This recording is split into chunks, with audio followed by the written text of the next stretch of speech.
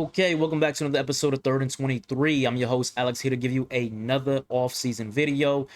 As I said in my previous video for the ACC football preview, we are now in the preview prediction time where I give my predictions for how I believe the conferences are going to shake out, who I believe the conference champions are going to be, and where do I see value in futures picks for conference champions, right?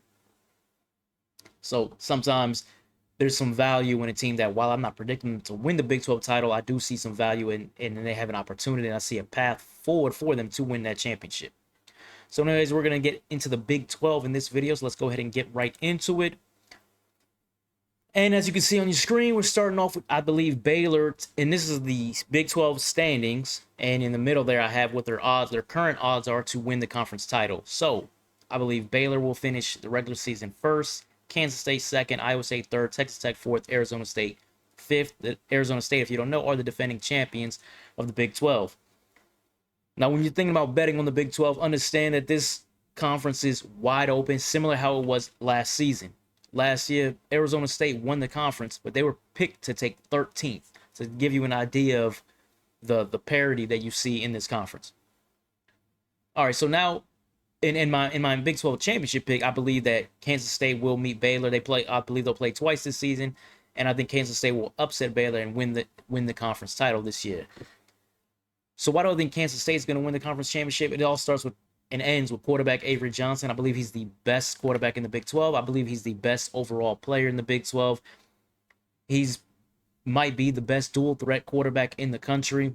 He improved his passing as the season wore on last season to match his legs, which are elite. And then you look at some of the other pieces around him. So he brings back his number one wide receiver in Jace Brown. Comes back, not an NFL guy, but a good college receiver. They get Jaron Bradley to transfer in from Boston College.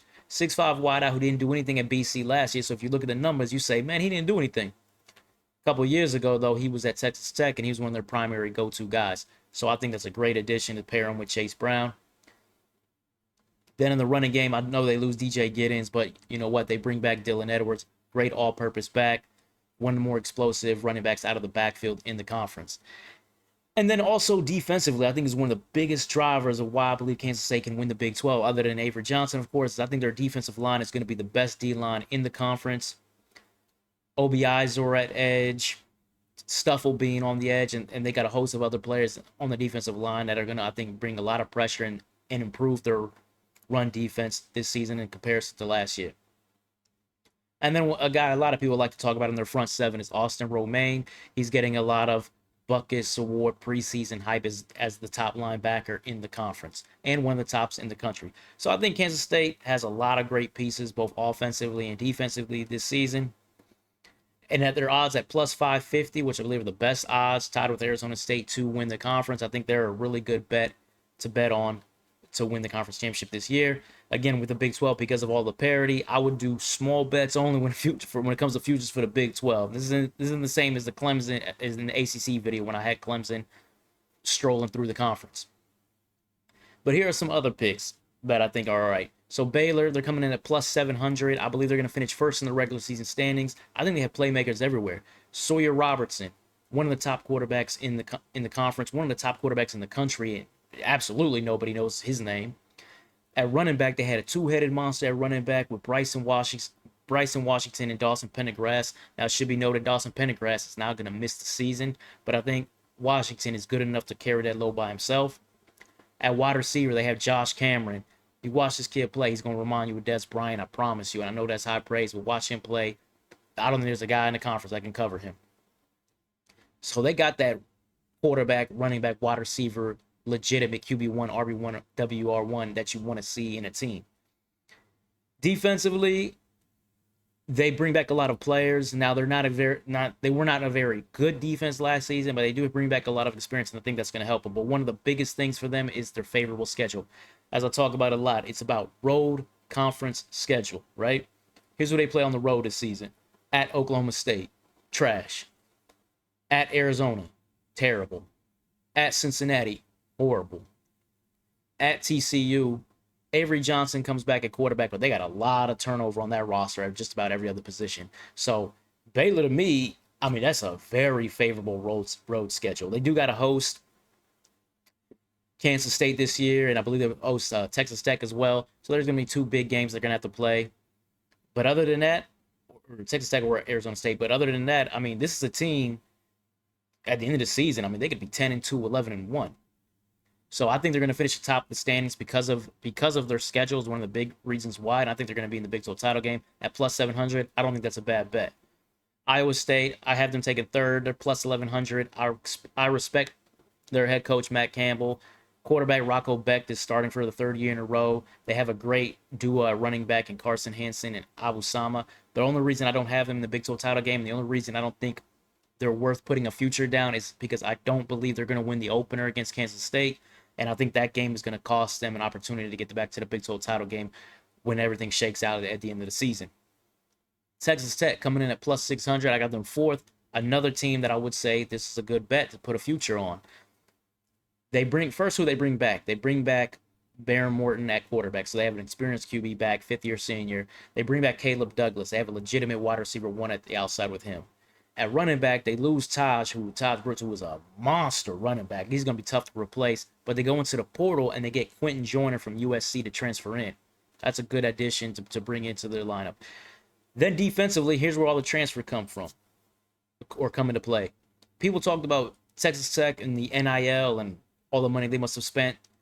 And it must have all been on the defensive side. They brought in 5 new defensive linemen. The entire defensive front is all portal guys. But they bring in 2 edge rushers. David Bailey from Stanford, who is an absolute game wrecker. No one in America is going to know this man's name, but because he played for Stanford. But I promise you, this guy's an absolute monster. If he meshes well with their defensive system, he's going to cause havoc in the Big 12. And then they get Romello Height to transfer in from USC. Also a good player, also a good edge rusher. So that's going to be a great edge tandem they're going to have in the Big 12. And then they go into the portal and also get a bunch of defensive backs. They brought in 5 new defensive backs, not a who's who of guys, but there still helps out with a lot of experience on the back end.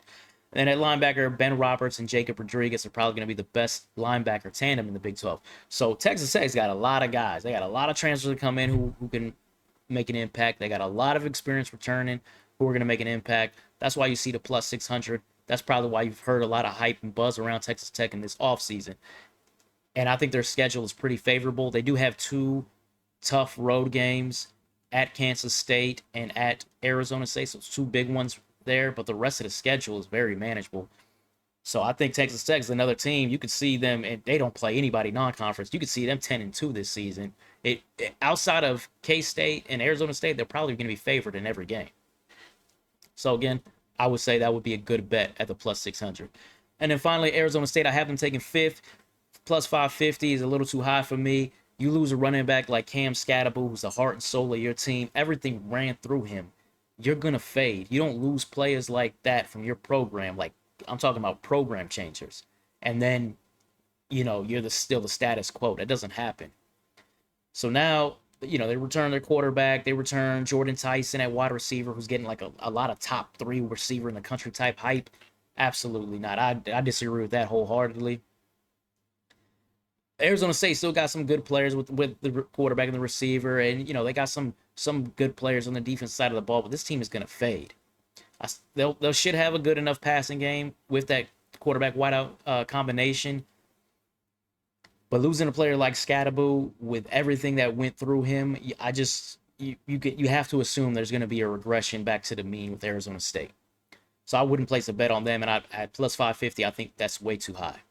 So again, my pick is Kansas State over Baylor. I think Kansas State's going to book themselves a trip to the college football playoff behind the arm and legs of Avery Johnson.